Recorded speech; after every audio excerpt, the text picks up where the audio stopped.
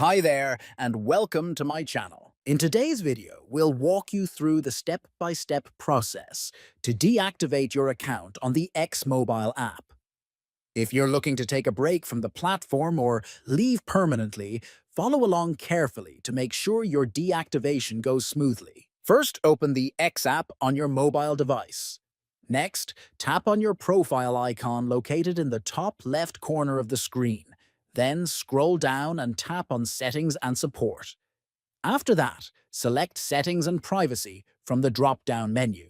Now tap on Your Account. Following that, now scroll down and tap on Deactivate Account. Next, tap the Deactivate button at the bottom of the screen. Then you'll be prompted to enter your password. Finally, confirm by tapping on Yes Deactivate. And that's it. Your X account is now deactivated. Thanks for watching. Don't forget to like, subscribe, and check out our channel for more helpful tech guides and tutorials.